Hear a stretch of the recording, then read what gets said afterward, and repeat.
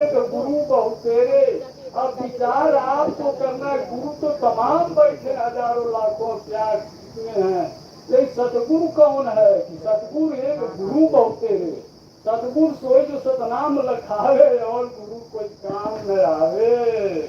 सतनाम क्या है, आज तक हमको मूल ज्ञान आत्म ज्ञान ये सब हम जानते ही नहीं थे।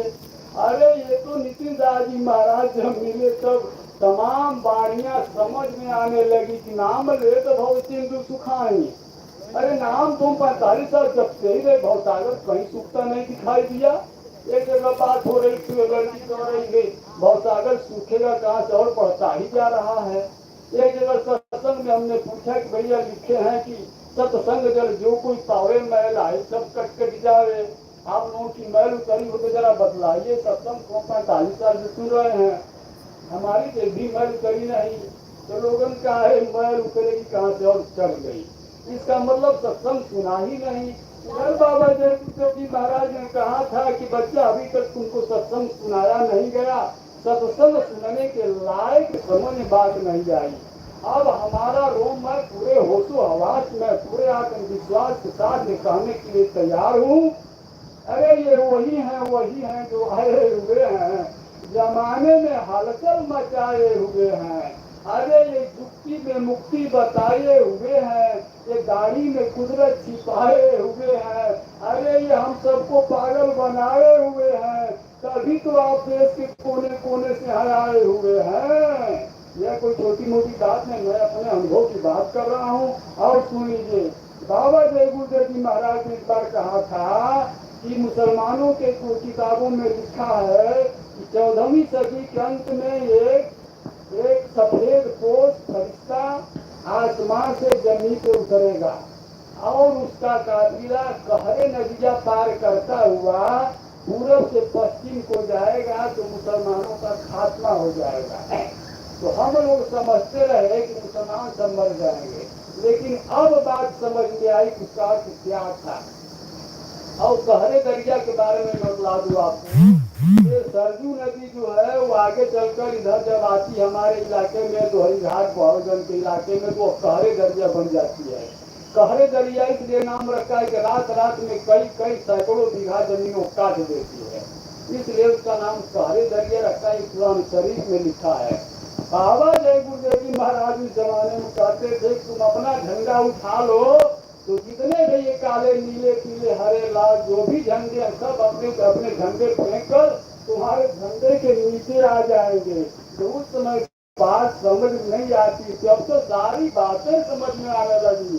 तो मैं ज्यादा नहीं कहूँगा, मैं इशारा कर रहा हूँ। मैं बाबा जय गुरुदेव जैसे सच्चे महात्मा का पक्का चेहरा हूँ, हमें कोई फरमा नहीं सकता है।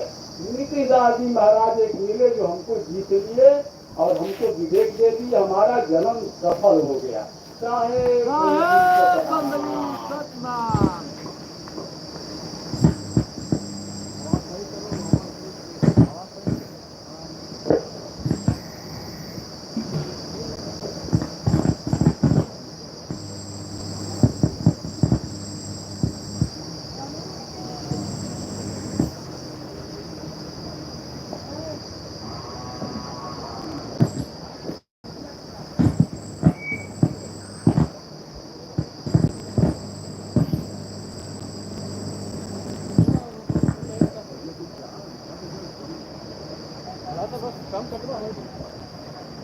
साईं बंधु जी सतनाम।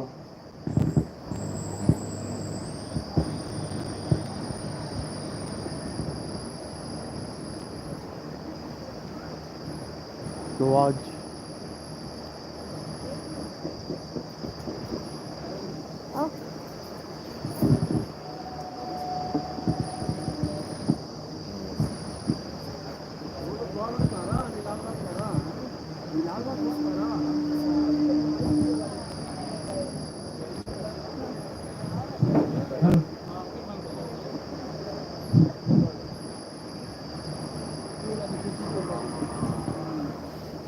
डबल वाला ले लो, सही वाला ले लो।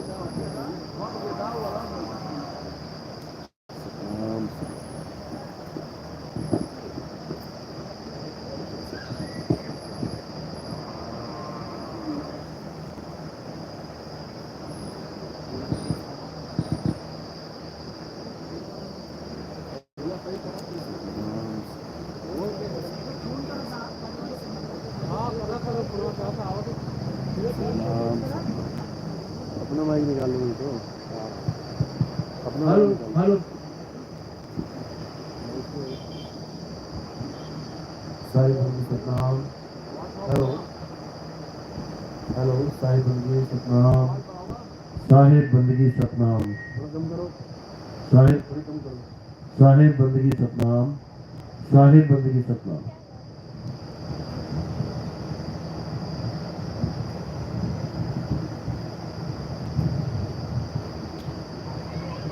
तो आज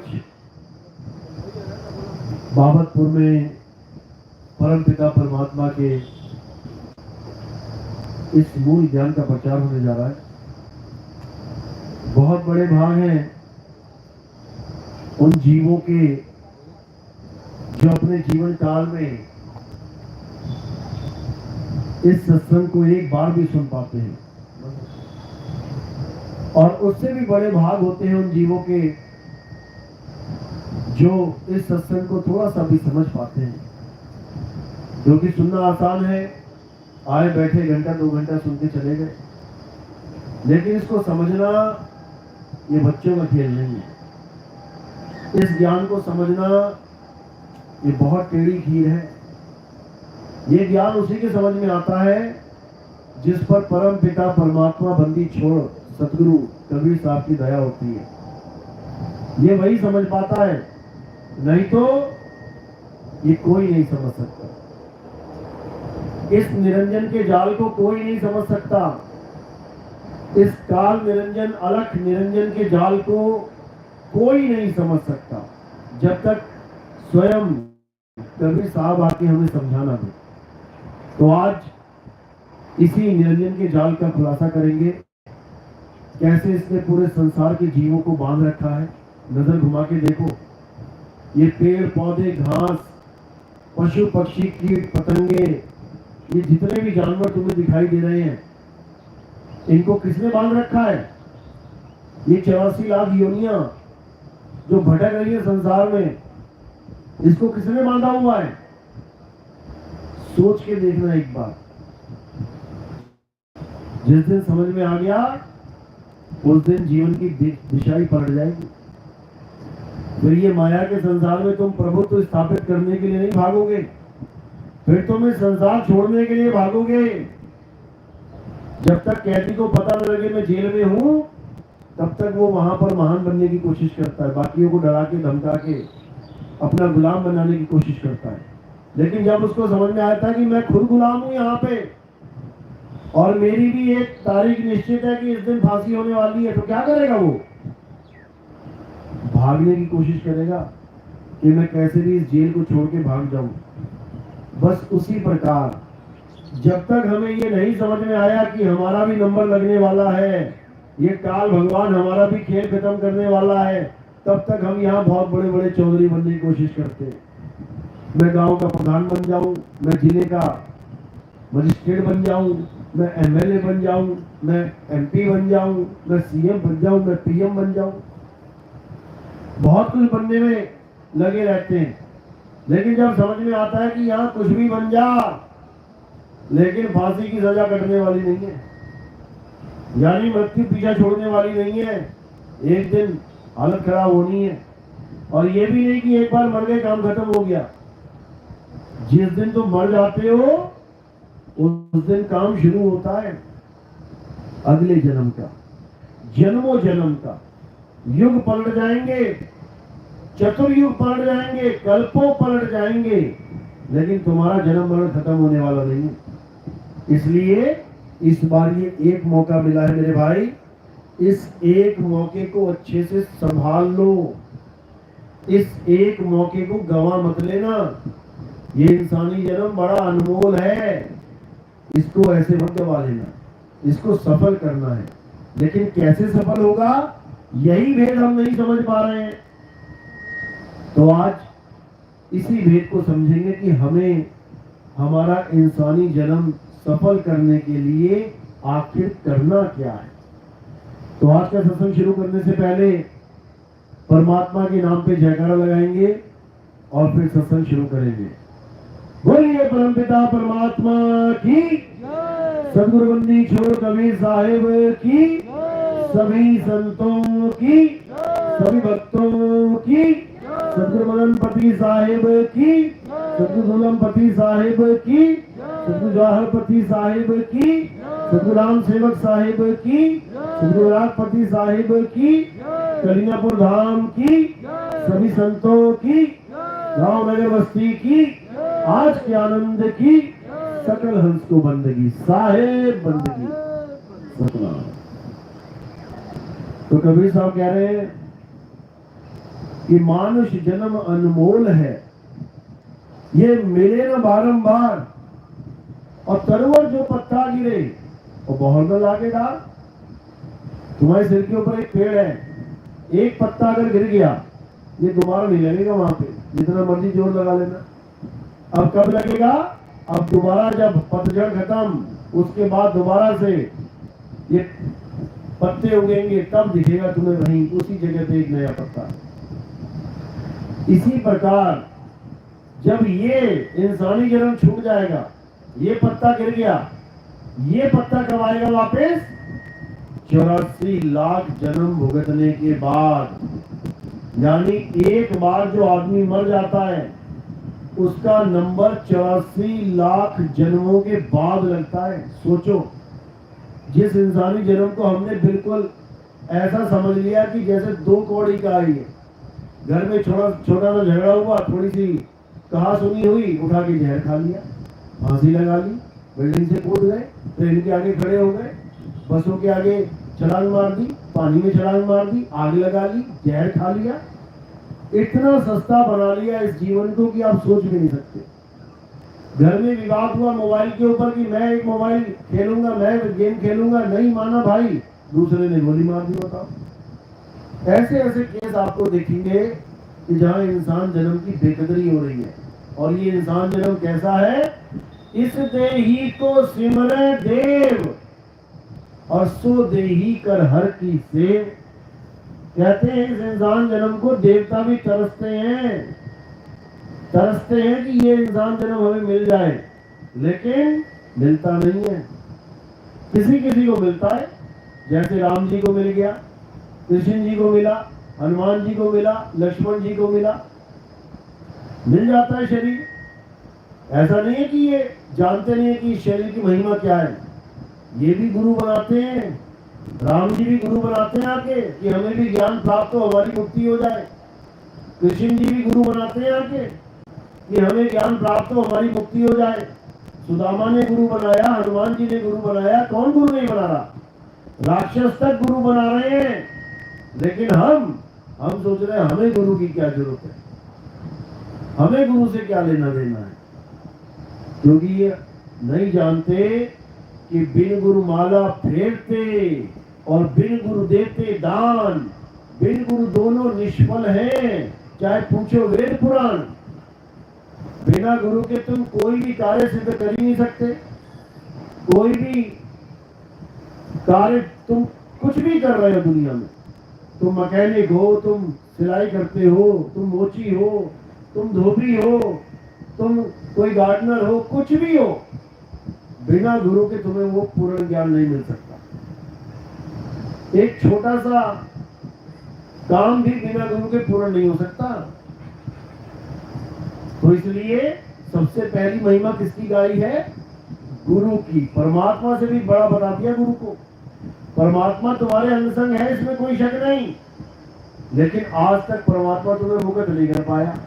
अगर परमात्मा ने तुम्हें मुक्ति दे दी होती तो आज यहां बैठे होते। परमात्मा भी मुक्ति नहीं देता। कब तक? जब तक तुम्हारे जीवन में सदगुरु ना आ जाए, जब तक तुम्हारे जीवन में भेदी गुरु ना प्रवेश कर जाए, जब तक तुम्हारे जीवन में शब्द विवेक की पारखी गुरु ना आ जाए, तब तक परमात्मा भी तुम्हारी कोई मदद नहीं करता। इंतजाम रखा करो, मैंने पहले ही बोला था।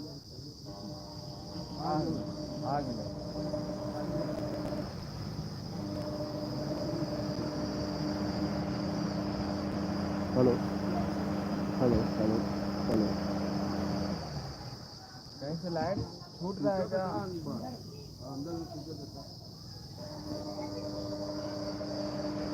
अंदर वालों को बोल दो ना एक बार, क्या कर रहे हो तुम लोग? हेलो,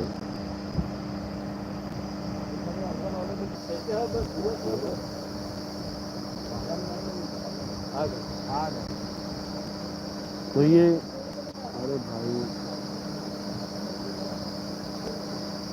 बाजा वाला लगा दो, बाजा वाला छोड़ दे आप। इन्वर्टर से चलत लाइट चल हटाओ इसको। न चली पंखा बंद करो, ये करो, पंखा बंद कर दो, इसको बंद करो, इसको बंद कर दो। बाजा बंद कर दो, पंखा चालू कर दो, पंखा चालू कर दो, बाजा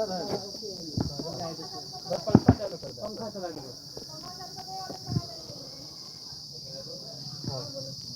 सफेद वाला लगा दो, सफेद वाला। तो ये इंसान जन्म बड़ी मुश्किल से मिलता है दोबारा।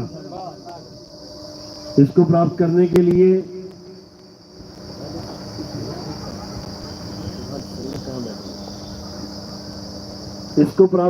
लिए भाई बहुत बहुत बहुत पापड़ बेलने पड़ते हैं।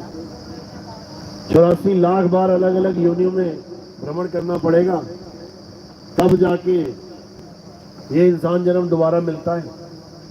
इसलिए बोला गया, इस देही को सिमरै देव और सो देही कर हर की सेव। यानी बड़े बड़े देवी देवता भी इस शरीर को धारण करते हैं, आस लगाते हैं कि हमें इंसानी जन्म मिल जाए और उसके बाद गुरु धारण करके हमारी मुक्ति हो जाए। सबने गुरु धारण किया है, लेकिन हम सोचते हैं हमें गुरु की क्या जरूरत है। तो इसलिए कबीर साहब कह रहे हैं कि परमात्मा भी तुम्हारी मदद तब करता है जब तुम्हारे जीवन में भेदी गुरु आ जाता है, नहीं तो आज तक परमात्मा तुम्हारे साथ ही है। कहते हैं परमात्मा हमारे अंग संग है, तो क्यों नहीं आज तक मुक्ति दे दी? क्यों अभी भी बैठे हैं 84 में? क्यों अभी भी धक्के खा रहे हैं, इंसान जन्म में बैठे हुए हैं? सतयुग बीत गया, त्रेता बीत गया, द्वापर बीत गया, कलयुग आ गया, अभी भी बैठे हुए हैं। क्यों परमात्मा मुक्ति नहीं दे रहा है? क्योंकि परमात्मा उसकी कभी मदद नहीं करता जो बिना गुरु की अरदास करता है, उसकी मदद नहीं होती है। इसलिए परमात्मा ने भी वाणी में बोला है कि गुरु बड़े गोविंद से और मन में देख विचार, हरि सुमिरे सो वार है और गुरु सुमिरे सो पार। कहते हैं हरि सुमिरे सो वार है, वार यानी इस साइड रह जाओगे, और गुरु सुमिरे सो पार। अगर गुरु के द्वारा बताया गया सिमरन अगर तुमने कर लिया तो समझो कि अब पार हो जाओगे, अब कोई रोकने वाला नहीं है, और परमात्मा भी उसकी मदद करेगा भरपूर। इसलिए गुरु धारण करना बहुत जरूरी होता है। गलती से भी ये नहीं सोचना है कि गुरु धारण क्यों करूं, मुझे क्या जरूरत है। सबको जरूरत है, क्योंकि गुरु कोई शरीर नहीं, गुरु ज्ञान होता है, ज्ञान। एक दुनियावी ज्ञान भी प्राप्त करना होता है, तब भी हम अपने बच्चों को स्कूलों में भेजते हैं। क्यों भेजते हैं स्कूल में? क्यों भेज रहे हैं हम बच्चों को स्कूल में? क्या जरूरत है गुरु धारण करने की? क्या मिलेगा स्कूल में? क्या मिलता है? ज्ञान। बच्चों को स्कूल भेज रहे हैं ताकि उन्हें ज्ञान प्राप्त हो। स्कूल इसलिए नहीं भेज रहे कि एक एक टीचर पकड़ के बैठ जाओ कि ये मेरा गुरु, ये मेरा गुरु, ये मेरा गुरु, और सारी उम्र इस गुरु को नहीं छोड़ूंगा मैं। इसलिए नहीं भेजा जाता है स्कूल में बच्चों को कि वो गुरु की टांग पकड़ के बैठ जाए, सारी उम्र उसी में बिता दें। बच्चों को भेजा जाता है ताकि वो स्कूल जाके ज्ञान प्राप्त करें। हर बच्चे के जीवन में ज्ञान ही है जो उसको आगे बढ़ाएगा। एक अनपढ़ को तुम क्या बोलोगे? बहुत महान बोलोगे उसको, उसकी गिनती नहीं होगी कहीं पर भी। पढ़ा लिखा आ जाए कोई तो उसके आगे पीछे घूमेंगे लोग, ज्ञान की वजह से। समझो। तो इसी प्रकार गुरु कौन है? गुरु है ज्ञान। गु कहिए अंधकार और रू कहिए प्रकाश। जो तुम्हारे जीवन में अंधकार खत्म करके प्रकाश स्थापित कर दे, जो तुम्हारी अज्ञानता को खत्म करके तुम्हारे जीवन में ज्ञान प्राप्त करवा दे, उसको गुरु कहते हैं। शरीर गुरु नहीं होता है, शरीर तो एक माध्यम है। जैसे आप कहीं जा रहे हो तो कार में लेके अपने आप को लेके जा रहे हो, तो कार एक माध्यम है, तुम थोड़ी नहीं कार हो। इसी प्रकार ज्ञान प्राप्त होने का एक माध्यम होता है। कैसे? किसी इंसान से ज्ञान मिलेगा, किसी जानवर से ज्ञान मिल सकता है। दत्तात्रेय के गुरु 24 थे, उसमें इंसानों के साथ जानवरों के नाम भी लिखे गए हैं। चींटी से उसने सीखा कि दीवार पे चढ़ना है तो चढ़ना है, भले 10 बार गिर जाए फिर भी चढ़ेगी। मकड़ी से उसने सीखा कि जाला बढ़िया बुनना है और उसी जाले से ऊपर नीचे चढ़ना है, वो ज्ञान हुआ उसको। हाथी से उसने सीखा, कुत्ते से उसने सीखा, बहुत कुछ सीखा। तो ज्ञान ही गुरु है, लेकिन हमें नहीं समझ में आता, इसलिए हम इंसान को पकड़ के बैठ जाते हैं। इंसान तो एक माध्यम है, असल में ज्ञान गुरु है। तो कबीर साहब भी यही समझा रहे हैं, कह रहे जग मर्यादा कारणे गुरु की रामानंद। अरे शब्द हमारा गुरु है सदा हमारे संग। कहते जग मर्यादा कारणे गुरु किया रामानंद। कि ये संसार वाले कहेंगे अरे कबीर तो निगुरा है, ये निगुरा होके ज्ञान दे रहा है। आज के समय में निगुरा होके ज्ञान देने का प्रचलन बहुत ज्यादा है। आज के समय में निगुरा भी ज्ञान बांटता है। कबीर साहब ने देखा लोग मुझे निगुरा कहेंगे, मुझे गुरु धारण करना चाहिए। कबीर साहब को जरूरत पड़ गई गुरु बनाने की, लेकिन इन निगुरों को जरूरत नहीं पड़ रही है गुरु बनाने की। ये निगुरे ज्ञानी बने बैठे हुए हैं। तो साहिब ने दोहा बोला इनके लिए, निगुरा परसे और गुरुमुख पावे और ढोल बजा के और नरक को जावे। निगुरा परसे यानी निगुरा ज्ञान परस रहा है। जैसे थाली में रोटी परोसते ना, आज देखोगे आप YouTube चैनलों पे, टीवी चैनलों पे, खुद का भले गुरु कोई ना हो, लेकिन तुम्हें क्या कहेंगे, आओ हमें गुरु धारण कर लो। तुम किसी को गुरु बना के बैठे हो, गुरुमुख हो, और निगुरा परसेगा और गुरुमुख वहां पे आके खाएगा, तो ढोल बजा के नरक को जाएगा। तो सबसे पहले हमने क्या पहचान करनी होती है, कोई भी गुरु है संसार का, आपको ज्ञान दे रहा है, अच्छी बात है, ज्ञान लेना चाहिए, लेकिन गुरु धारण नहीं करना चाहिए बिना जाने परखे। गुरु करो छान के और पानी पियो जान के। कहीं कोई ज्ञान दे रहा है, ठीक है ले लिया, लेकिन गुरु मत धारण कर लेना। गुरुजी मत बोलने लग जाना उसको। गुरु किसको बोलना है? सबसे पहला लक्षण ये है कि गुरु निगुरा नहीं होता। जो खुद गुरु है वो निगुरा कैसे हो सकता है? जो तुम्हें खुद कह रहा है कि गुरु धारण करो, वो बिना गुरु के कैसे हो सकता है? सबसे पहला मीटर कहाँ लगाना है? गुरुवाई पे लगाना है, चेलाई पे लगाना है कि ये गुरु वाला है भी कि नहीं। कि पता लगा 50 लोगों के सत्संग सुन सुन के खुद ही गुरु बन बैठा। ऐसे लोगों को गुरु धारण नहीं करना चाहिए। ये नरकगामी खुद भी होते हैं और ये अपनी संगत को भी नरक में लेके चले जाते हैं। तो साहिब यही समझा रहे हैं कि निगुरे को तो दर्शन भी नहीं करने चाहिए। अगर कोई कहे ना आओ हमसे ज्ञान चर्चा कर लो, तो तुम ये सवाल पूछो तुम्हारा गुरु कौन है। अगर वो कहे नहीं मेरा कोई गुरु नहीं है, मेरा तो ज्ञान ही गुरु है, समझ जाना कि ये नकली माल लेके आया, ये कहीं ना कहीं से सुन के चोरी का माल लेके आया। ये बिल्कुल उसके साथ ज्ञान चर्चा नहीं करनी है। कबीर साहब कह रहे कबीर निगुरा ना मिले और पापी मिले 1000, एक निगुरे के सिर पे लख पापों का भार। कह रहे निगुरा मत मिल जाना। तुम ज्ञान करना है, अच्छी बात है, किसी गुरुमुख से ज्ञान गोष्ठी करो, उसके गुरु ने क्या समझाया, तुम्हारे गुरु ने क्या समझाया, बात समझ में आती है। और जिसका कोई गुरु ही नहीं है, लोगों की सुन सुन के आ गया तुम्हारे पास, ना कोई अनुभव ज्ञान, ना कोई लेना ना कोई देना, और तुमसे ज्ञान कतरा है, उसको हाथ जोड़ के आगे निकल जाओ। तो इसीलिए साहिब ने बोला कि सबसे पहले गुरु चेक करो। नंबर 2 पे वो ग्रस्त नहीं होना चाहिए, वो बीवी बच्चों वाला नहीं होना चाहिए। कह रहे गिरही होके कथे ज्ञान, अमली होके धरे ध्यान, वो गांजा अफीम चरस वाला भी नहीं होना चाहिए।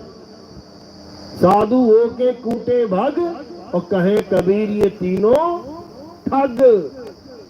तो समझाने में कोई कसर नहीं छोड़ी उन्होंने। लेकिन ये जीव बेचारा अज्ञानी पतंगे की तरह आकर्षित हो जाता है। कहीं पे भी आग लगी हो, दिया जल रहा है, मोमबत्ती जल रही है, उसी में छलांग मार देता है जाके। परख करो, पहले परखना है। बिना परखे पानी नहीं पीना है, तुम गुरु धारण करने चल पड़े। बिना परखे खाना नहीं खाना है। देख लो क्या बनाया है सब्जी में, अंडा तो नहीं दे रखा कहीं, कहीं मीट मांस तो नहीं परोस दिया कि बस थाली सामने आई और लग पड़े जानवरों की तरह। बिल्कुल नहीं। गाय भी घास खाती है, कभी दे के देखना घास, कभी कोई पत्ता तोड़ के देना गाय को, क्या करेगी वो? सीधे खा लेगी? पहले सूंघेगी। गाय एक जानवर है, वो भी जानता है कि मुझे जो खाना दिया जा रहा है पहले देख तो लूं खाने लायक है या नहीं। सीधे मुंह नहीं डालेगी। तुम पत्ता दोगे, पहले सूंघेगी और सूंघ के उसके बाद एकदम खाएगी। तो तुम पारखी नहीं बने तो क्या फायदा तुम्हारा इंसान जन्म में आने का? तो साहिब यही समझा रहे हैं कि गुरु करो छान के और पानी पियो जान के। ऐसी मत पीने लग जाना पानी, पूछ लेना भैया कहां से लेके आया है, क्योंकि आजकल पानी में कीड़े नहीं होते। आजकल टंकी का पानी, लैट्रिन बाथरूम का पानी, इस एसी से निकलने वाला पानी, बाकी सड़क के किनारे जितने भी नल लगे हैं उसमें पानी, आरओ का पानी, मिनरल वाटर, डिस्टिल वाटर, ये सब एक से दिखाई देते हैं। पहचान नहीं पाओगे कौन सा पानी कहाँ का है, इसलिए जान के पीना है। तो कबीर साहब यही समझा रहे हैं, गुरु तो धारण करना ही करना है, लेकिन परख के करना है। ऐसे नहीं कि किसी को भी धारण कर लिया उठा के मुंह। तो कबीर साहब ने कोई कमी नहीं छोड़ी समझाने में, लेकिन ये जीव ये समझ नहीं पाया। ये उस मालिक को नहीं समझ पाया, मालिक के नाम को नहीं समझ पाया। ये परमात्मा को तो शरीर मान बैठा है और उसके नाम को 52 अक्षर मान बैठा है। बस यहीं पर दिक्कत है। परमात्मा को जिसने शरीर मान लिया वो कभी परमात्मा को प्राप्त कर ही नहीं सकता। परमात्मा के नाम को जिसने 52 अक्षर का मान लिया वो कभी मुक्ति प्राप्त कर ही नहीं सकता। क्यों? क्योंकि 52 अक्षर जपता रह जाएगा। जब तक 52 अक्षर जपेगा तब तक भूल जाओ कि मुक्ति होगी, नहीं हो सकती। इसीलिए कबीर साहब ने समझाया है कि 52 अक्षर जीव आधारा, आदि अक्षर जीव ब्याह से न्यारा, वाही को सत सिमरण कहिए, सिमर सिमर नर उतरो पारा। आज संसार में जितने भी गुरु बैठे हैं क्या दे रहे हैं आपको? ये 52 अक्षर दे रहे हैं। परमात्मा के, भगवान के, अल्लाह के, वाहिगुरु के, गॉड के नाम जपवा रहे हैं। नाम, ये नाम कैसे बनते हैं? अक्षरों से बनते हैं, स्वर व्यंजन से बनते हैं। आ आ ई ई उ उ, का खा गा घा, A B C D E F G, अलिफ बे ते पे, उड़ा एड़ा इड़ी हा हा सस्सा कक्का। इन्हीं शब्दों से, इन्हीं अक्षरों से ये सारे शब्द बनते हैं। अब ये गुरु लोग क्या करते हैं? इन्हीं अक्षरों को शब्दों में बदल बदल के तुम्हें पकड़ा देते हैं। कोई 2 अक्षर का नाम दे देगा, कोई 3 अक्षर का नाम दे देगा, कोई 4, कोई 5, कोई 6। अब तुम सारी उम्र क्या करते रहोगे? अक्षर जपते रहोगे। इससे किसी का कल्याण होने वाला नहीं है। जैसे पानी पीना है तो नाम नहीं जपना है, सीधे पानी पीना है। और अगर पानी पीने की जगह नाम जपते रहे तो प्यासे ही मर जाओगे। तो इसलिए कबीर साहब पानी तत्वों की बात करते हैं कि परमात्मा क्या है? परमात्मा परम तत्व है। परमात्मा केवल नाम नहीं है कि तुमने सोच लिया कि मैं राम राम जपूंगा मुझे राम मिल जाएगा, मैं श्याम श्याम जपूंगा मुझे श्याम मिल जाएगा। परमात्मा अक्षर नहीं है भाई, परमात्मा तत्व है। साहिब समझा रहे हैं, कह रहे परम तत्व का ध्यान धर, सो हम आपे आप। जिस दिन तुम्हें परम तत्व का ध्यान धरने वाला गुरु मिल गया, कहते हैं उस दिन तुम्हारा कल्याण होना निश्चित हो जाता है। श्वासा की कर सिमरनी, कर अजपा का जाप, और परम तत्व का ध्यान धर, सो हम आपे आप। परम तत्व यानी उस आत्म तत्व का, उस निअक्षर तत्व का, उस नी तत्व का, उस अखंड तत्व का ध्यान धर, जिसे आत्मा कहते हैं। उसी के द्वारा सबका कल्याण होगा, उसके बिना किसी का कल्याण नहीं हो सकता। तो इसीलिए अब क्या करना है, अब हमने 5 तत्वों को किनारे करके अपने असली तत्व आत्म तत्व का ध्यान करना है। साहिब समझा रहे हैं, जब लगना चीनोगे आत्म, तब लगना मिली है परमात्म। आत्म चीने परमात्म चीने, संत कहावे सोए, और यह भेद काया से न्यारा, बूझे बिरला कोई। यानी हमारे जीवन में अगर ऐसा गुरु आ जाए जो हमें हमारी आत्मा का ज्ञान दे दे, जिस आत्मा की वजह से मैं खा रहा हूं, पी रहा हूं, चल रहा हूं, दौड़ रहा हूं, भाग रहा हूं, जिस आत्मा की वजह से गा रहा हूं, रो रहा हूं, खो रहा हूं, सब कुछ कर रहा हूं, जिस आत्मा की वजह से नाच रहे हैं, जो मर्जी करो, आत्मा की वजह से, उसी आत्मा को हम जानते नहीं है, इसीलिए बार बार जन्म मरण में उलझे पड़े। यही कृष्ण जी समझाते हैं गीता में, हे अर्जुन, इस इंसान के बार बार जन्मने और बार बार मरने का एक ही कारण है, और वो कारण क्या है, आत्म ज्ञान का ना होना। अगर उसे आत्म ज्ञान नहीं है तो वो बार बार जन्मता और मरता रहेगा, कोई बचा नहीं सकता। तो क्या करना है, अध्याय 3 17वां श्लोक, हे अर्जुन, जो अपनी आत्मा में रमण करते हैं, जो अपनी आत्मा में तृप्त हैं, जो अपनी आत्मा में संतुष्ट हैं, उनके लिए कोई धार्मिक कर्म कर्तव्य लागू ही नहीं होता। उनको किसी मंदिर में जाने की जरूरत नहीं, उन्हें किसी मस्जिद में जाने की जरूरत नहीं, उन्हें किसी गुरुद्वारे, किसी चर्च में जाने की जरूरत नहीं। हाँ ठीक है, जितना गया अच्छी बात है, लेकिन अब आगे का ज्ञान मिलना है तो अब उस चीजों को छोड़ देना है।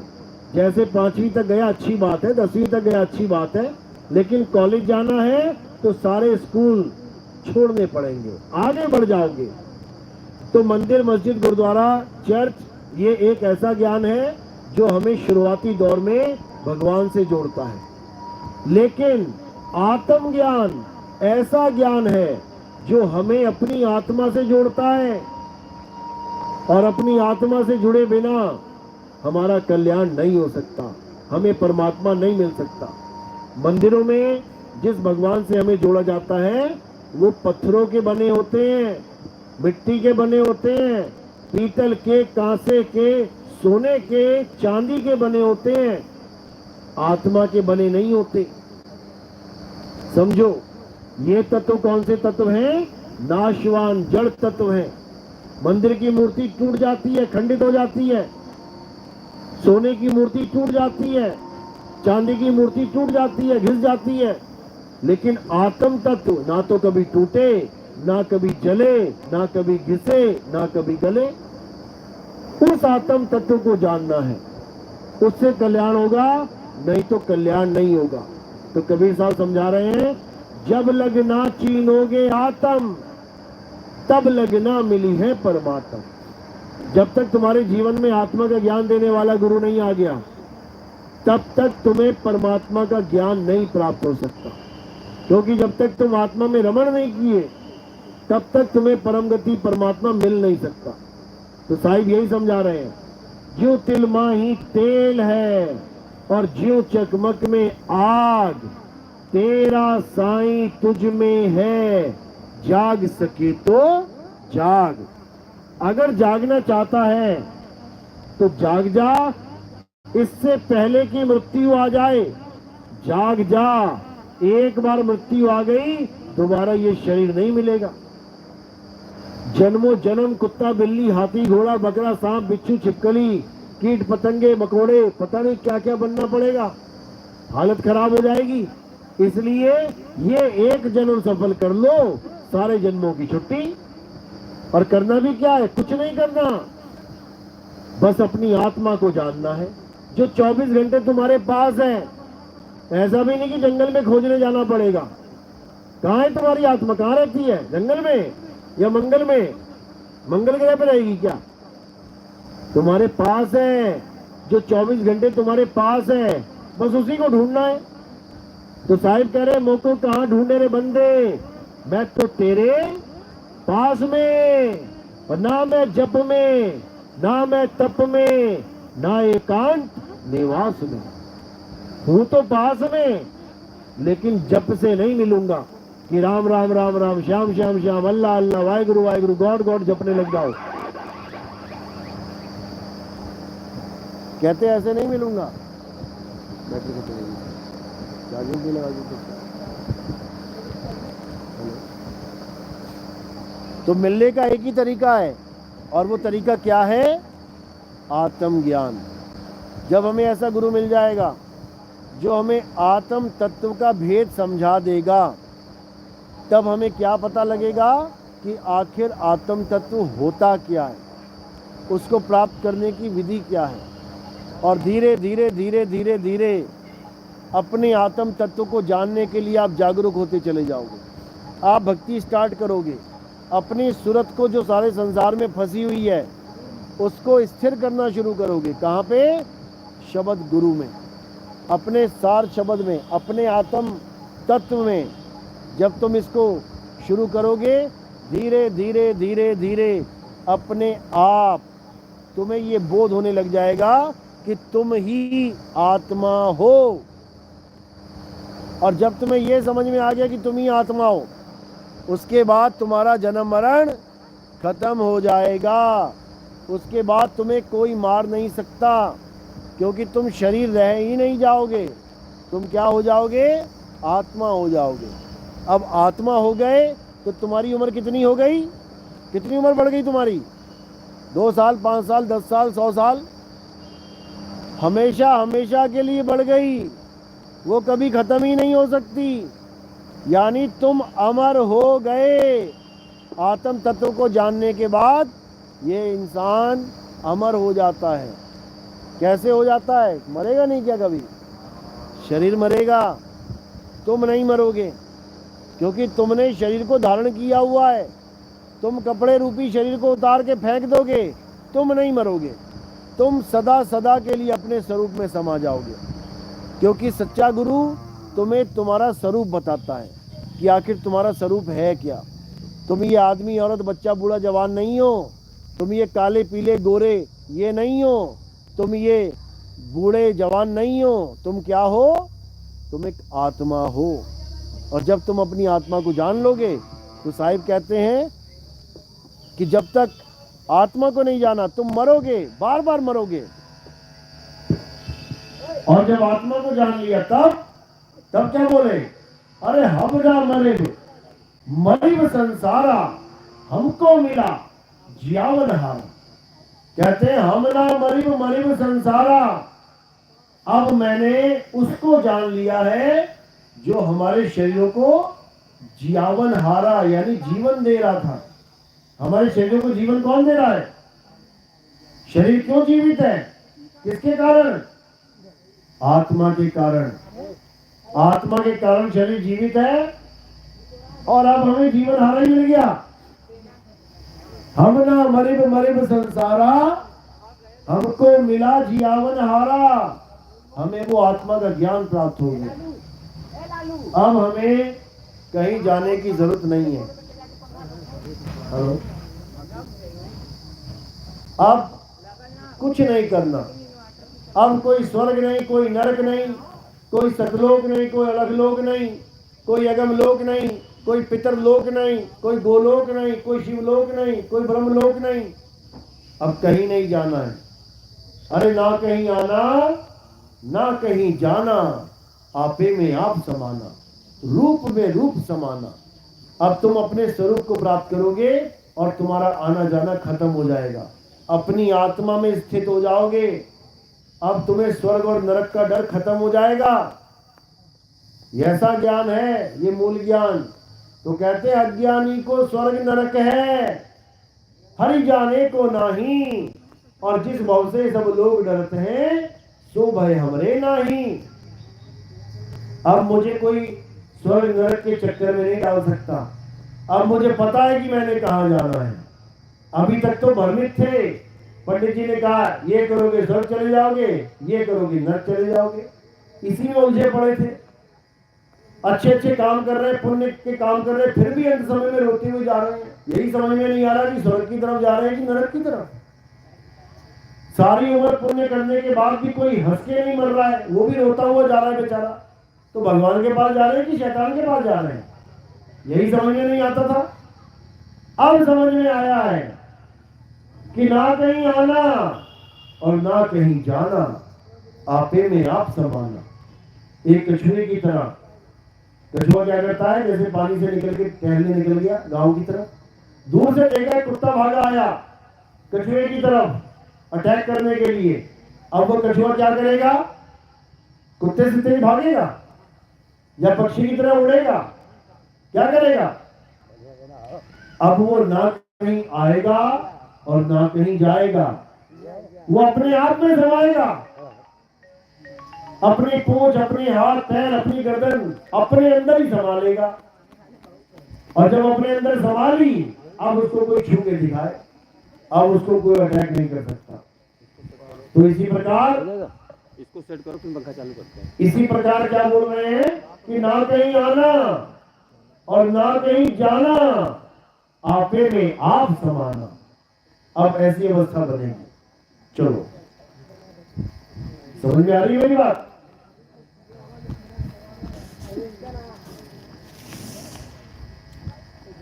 किस किस के समझ में आ रही है? आप क्या करो, बहुत अच्छी बात है, समझ में आनी चाहिए। तो आगे के सत्संग हमारे YouTube चैनल कहत कबीर सुनो भाई साधु नितिन दास, इस पे सुन सकते हैं। आपको हर भेद समझ में आएगा, हर ज्ञान की बात समझ में आएगी, पता लगेगा आखिर क्या करने के लिए आप इस इंसान जन्म में, इस मनुष्य चोले में आए हो। कहीं ऐसा ना हो कि ये ऐसे ही बीत जाए और तुम्हें पता ही ना लग पाए कि हम करने क्या आए। दुकान बनानी है, मकान बनाना है, परिवार बनाना है, ये चीज तो तुम्हें दुनिया समझा देगी और बड़े अच्छे से समझा देगी कि बेटा भले 2 नंबर का काम करना पड़ जाए लेकिन घर में पैसा आना चाहिए, भले बेईमानी का काम करना पड़ जाए घर में पैसा आना चाहिए, ये तो तुम्हें दुनिया समझा देगी। लेकिन ये कोई नहीं समझा पाएगा कि बेटा तू इस दुनिया में करने क्या आया है, तेरे जीवन का असली मकसद क्या है। उस मकसद को कोई नहीं बता सकता सिवाय पूर्ण संतों के। पूर्ण संत मिलेगा वो बताएगा तुम्हें इस दुनिया में क्या करने आए हो। अधूरा संत मिल गया तो नाम जपवा देगा कि इस दुनिया में क्यों आए हो, नाम जपने के लिए आओ। जपो राधा राधा राधा, जपो राम राम राम राम, जपो ओम नमः शिवाय, जपो अल्लाह अल्लाह अल्लाह, जपो वाहिगुरु वाहिगुरु वाहिगुरु। कोई ना कोई नाम जपा देगा वो, क्योंकि उसे खुद नहीं पता करने क्या आए हैं।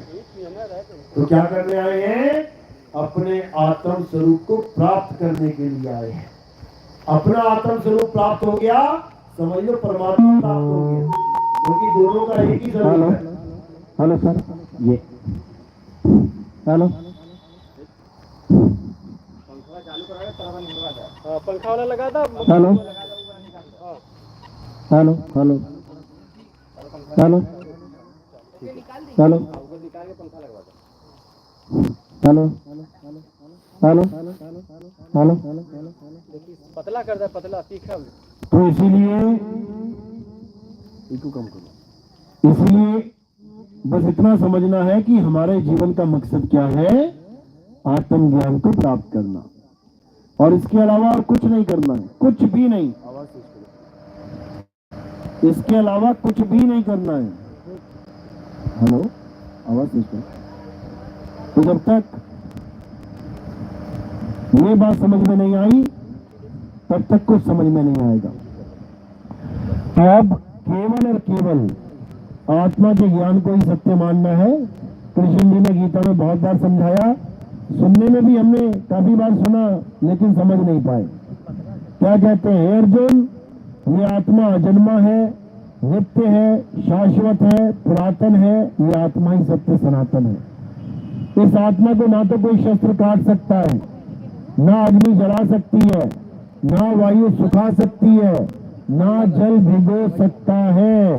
इस आत्मा का कोई कुछ नहीं बिगाड़ सकता। तो पूजनीय कौन है? किसकी पूजा करें? जिनके तीर लग गए, जिनके तलवारें लग गई, जो कट गए, मर गए, उनकी पूजा करें? या जिसको कोई छू नहीं सकता, काट नहीं सकता, जला नहीं सकता, गला नहीं सकता, उसकी पूजा करें? उसी की पूजा करनी है, आत्मा की ही पूजा करनी है। लेकिन हमें आत्मा की ना तो कोई आरती आती है, ना ही हमें आत्मा की पूजा करने की कोई विधि आती है, तो करें कैसे? यही पूर्ण वेदी संत बताते हैं आत्मा की पूजा कैसे की जाती है। गुरु ग्रंथ साहब में वाणी आती है, आत्म देव पूजिए गुरु के सहज सुभाए, आत्मे नो आत्मे भी प्रतीत तो कर ही परचा पाए। कहते हैं आत्म देव पूजिए। अगर आपको पूजना ही है, अगर आप भक्ति करना चाहते हैं, अगर किसी देव की पूजा करना चाहते हैं, तो किसकी पूजा करो? जिसको शस्त्र काट नहीं सकता, अग्नि जला नहीं सकती, जिसको कोई भस्म नहीं कर सकता। भस्मासुर एक छोड़ो, करोड़ भस्मासुर आ जाए, आत्म देव का बाल बांका नहीं कर सकते। ये शंकर जी को तो दौड़ा लिया था भस्मासुर ने, भागे भागे शंकर जी आगे और पीछे पीछे भस्मासुर, लेकिन करोड़ों भस्मासुर मिलके भी इस आत्म देव को भस्म नहीं कर सकते। ये ऐसा देव है, देवों के देव, महादेव, आत्म देव है। ये ऐसा आत्म देव है जो सबको चला रहा है, सबको, चींटी से लेके वेल मछली तक चला रहा है। ये उसी की ताकत से चल रहे हैं सब। लेकिन वो कभी अपना गुणगान नहीं गाता कि वो आए तुम्हारे बीच में बताए कि मैं भगवान हूं, मेरी पूजा करो। उसको किसी से कोई मतलब नहीं है। चाहे परमात्मा को मानो, चाहे ना मानो, चाहे आस्तिक रहो, चाहे नास्तिक रहो, वो सबको फ्री एनर्जी बांट रहा है। चलो करो काम अपने, समझो बात को। उसको इससे कोई मतलब नहीं है हिंदू है, मुसलमान है, सिख है, ईसाई है। उस आत्मदेव को किसी से कोई मतलब ही नहीं है। हिंदू कह रहा है मैं मुसलमान को काट दूंगा, मुसलमान कह रहा है मैं हिंदू काट दूंगा, आत्मदेव कह रहा है जो करना है कर, मैं ना बचाता किसी को, जो करना है कर, मुझसे ताकत लेनी है लेते रहो। समझो। तो ये आत्मदेव क्या है? ये घट घट में विराजमान है। घट घट मेरा साइया और सोनी सेज न कोय, बलिहारी व घटकी जिस घट परगट होए। कहते हैं ऐसा कोई घट नहीं जहां आत्मदेव नहीं विराजमान है। लेकिन बलिहार जाता हूं उस घट पे जहां आत्मदेव प्रकट हो जाते हैं, यानी उसका बोध हो जाता है जिस जीव को, जहां पर उसका ज्ञान प्रकट हो जाता है, बलिहार जाते हैं। कहते हैं क्यों? क्योंकि अब एक मोमबत्ती जल गई है, अब उससे लाखों करोड़ों मोमबत्तियां जला लो तुम, और जब एक ही ना जली हो तुम्हारे पास तो क्या जलाओगे? तो आत्मदेव सबसे पहले एक जीव पर कल्याण करते हैं, उसका वो प्रकट होते हैं, जीव को बोध करवाते हैं, आत्म ज्ञान का बोध होता है, तब वही जीव सतगुरु पद को प्राप्त करके सारी दुनिया में ज्ञान बांटता है। फिर वो जैसे बाबा नानक को चुना गया, जैसे रविदास जी को चुना गया, जैसे पलटू जी को, भीखा जी को, नाभा जी को, गरीबदास जी महाराज को, दादू दयाल जी को, ज्ञानेश्वर जी महाराज को, संत तुकाराम को, संत नामदेव जी को, बहुत सारे संतों को चुना गया। आत्मदेव प्रकट हुए वहां पे और उसके बाद उनको गुरु पद मिला और उन्होंने प्रचार किया। तो यही गुरु पद आत्मदेव स्वयं देते हैं, ये कोई आदमी नहीं दे सकता किसी को। चेला तो आदमी बना सकता है, गुरु ने चेला बना लिया, लेकिन गुरु पद नहीं दे सकता। गुरु पद का मतलब होता है आत्म अनुभव। कोई गुरु किसी चेले को आत्म अनुभव नहीं दे सकता। आत्म अनुभव देने वाला कौन है? वो स्वयं आत्मदेव हैं, वो स्वयं प्रकट होते हैं, और जहां प्रकट हो जाते हैं फिर वहां पर अंधकार रहता नहीं है, फिर तो पूरी दुनिया को रोशन करते हैं। तो इसलिए कबीर साहब ने भी बहुत जगह इशारे किए कि सेवा को दो ही भले, एक संत एक राम, राम है दाता मुक्ति का, संत जपावे नाम। संत तो केवल नाम जपवा सकता है तुमसे कि ऐसे कर लो, ऐसे कर लो, ऐसे कर लो, लेकिन जो प्रकट होने वाली चीज है वो उसकी दया से होती है, परमपिता परमात्मा की मौज से होती है। समझ लो इसको।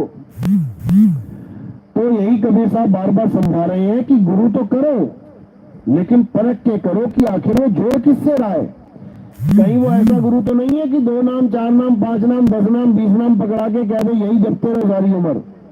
ये 52 अक्षरी नाम है भाई, इनको छोड़ दो। सदगुरु वो होता है जो इन सारे नामों को जपवाने वाले गुरु से, उससे भी दूर करता है, छुड़वा देता है उसके नाम, और सत्य स्वरूप का लखाव करवाता है, सदगुरु के करीब करता है। नकली गुरु से छुड़वा देता है और असली गुरु शब्द गुरु से करीब कर देता है, मिलवा देता है। सोई गुरु पूरा कहावे जो 2 अक्षर का भेद बतावे, एक छुड़ावे एक लखावे, तब प्राणी निज घर को जावे। यानी आज तक जो तुम नाम जप रहे हो, हिंदी के, पंजाबी के, उर्दू के, फारसी के, भगवानों के, देवताओं के, किसी के भी, जब सच्चे गुरु की शरण में चले जाओगे वो क्या करेगा, सारे नाम छुड़वा देगा। छोड़ इसको, सारे नाम छुड़वा देगा A to Z। तो क्या करेगा आगे, वो आत्म ज्ञान का भेद समझाएगा, वो आत्म तत्व का भेद समझाएगा। उसके बाद तुम्हें 24 घंटे उस आत्म तत्व में रमण करना है बस, और कुछ नहीं करना। 8 पहर अपनी सूरत को आत्मा में स्थिर करना है और कुछ नहीं करना। कोई मंत्र नहीं, कोई जंत्र नहीं, कोई तंत्र नहीं, कोई वेद नहीं, कोई पुराण नहीं, कोई गीता नहीं, कोई पाठ नहीं, कोई हवन नहीं, कोई यज्ञ नहीं, कुछ करने की जरूरत नहीं है। कोई नदियों में स्नान नहीं, कोई पर्वतों की परिक्रमा नहीं, कुछ नहीं। 24 घंटे एक ही काम होगा, सूरत को स्थिर करना। सूरत बसी संसार में, तार से पड़ गई दूर, और सूरत बांधे स्थिर करो, 8 पहर हुजूर। ये 8 पहर की भक्ति है। ये वो नहीं है कि ऑफिस जाना है, 10 मिनट बच्चे, अरे मैं जल्दी जल्दी आरती गा लूं 10 मिनट में, ये वो काम नहीं है। यहाँ तुम उठने के बाद ऑफिस जाने तक, ऑफिस से लेके घर तक आने तक, घर आने के बाद रात में सो जाने तक, सोने के बाद सुबह उठने तक 24 घंटे भक्ति चलती है। 24 घंटे ये नाम चलेगा, क्योंकि ये 2-3 घंटे वाला खेल नहीं है, ये 10 मिनट 20 मिनट आधे घंटे वाला खेल नहीं है। ये कौन सा खेल है, ये 24 घंटे वाला खेल है। मैं बांदी का जाम गुलाम गुलाम गुलाम हूं, पड़ा रहूं दरबार 8 जाम हूं। 8 पहर परमात्मा के द्वार पे खड़े रहना है, तब तो इस पंथ में आना है। और अगर नाम जपना है, पूजा पाठ करना है, हवन यज्ञ में सुरता फंसी पड़ी है, तीर्थों व्रतों में पूजा सुरता फंसी पड़ी है, फिर यहाँ आने का कोई फायदा नहीं। फिर तो समझ लो कि तुम 2 किश्तियों पर पैर रख रहे हो। एक किश्ती जा रही है इधर और एक किश्ती जा रही है इधर, और तुम आ गए दोनों पे पैर रखने वाले, तो फिर तुम भी उधर हो जाओगे और नीचे गिरोगे धड़ाम से, ना इधर के ना उधर के। इसलिए एक छुड़ाए उस जाप तप की, जप तप व्रत की, पूजा पाठ की, हवन यज्ञ की किस्ती छुड़वा देगा गुरु। जा भैया, तो तेरा काम खत्म हो गया। एक छुड़ाए एक लखाए, तब प्राणी निज घर को जाए, तब बात बनेगी। चलो, तो आज का सत्संग यही समाप्त करते हैं।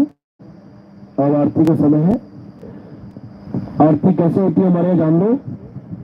हमारे यहाँ किसी भी जड़ वस्तु की आरती नहीं होती है कि कोई कबीर साहब की फोटो लाके थाली घुमाने लग जाए या कोई किसी भगवान के आगे थाली हो, ये जड़ पूजा होती है। हमारे यहाँ किसी भी प्रकार की जड़ पूजा नहीं है, ना तो किसी मूर्ति की पूजा है, ना किसी फोटो कैलेंडर की पूजा है, ना ही किसी प्रकार की भी जड़ पूजा नहीं है। हमारे यहाँ चेतन की पूजा है, आत्मा की पूजा है, जीवित गुरु की पूजा है। कैसे करना है, थोड़े से फूल उठाने हैं और कहाँ रखने हैं, मेरे सिर के ऊपर। मेरे सिर के ऊपर रखने का मतलब क्या है कि पैरों से लेके सिर की चोटी तक क्या दिखाई दे रहा है बीच में? नाशवान शरीर। तो ये नाशवान शरीर की पूजा नहीं है, क्योंकि फूल कहां रख दिया हमने? नाशवान शरीर से परे। तो वो कहां समर्पित हो जाते हैं? वो आत्मदेव को समर्पित हो जाते हैं, वो आत्मदेव के चरणों में समर्पित हो जाते हैं। तो ऐसे ही आपने फूल रखने हैं, एक एक करके आएंगे। और प्रचार प्रसार में कोई योगदान करना चाहेगा, कोई सेवा करना चाहेगा, तो उसका स्थान पैरों के नीचे है। माया का स्थान संतों के चरणों के नीचे है, फूलों का स्थान संतों के सिर के ऊपर है। तो सबने ये नियम फॉलो करना है। और अब आरती शुरू होगी, सबने खड़े हो जाना है और एक एक करके आगे बढ़ते जाना है और आरती करके पीछे की तरफ निकल जाना है। बोलिए परमपिता परमात्मा की सदा ही जय हो। साहेब बंदगी सतनाम, जय सतनाम।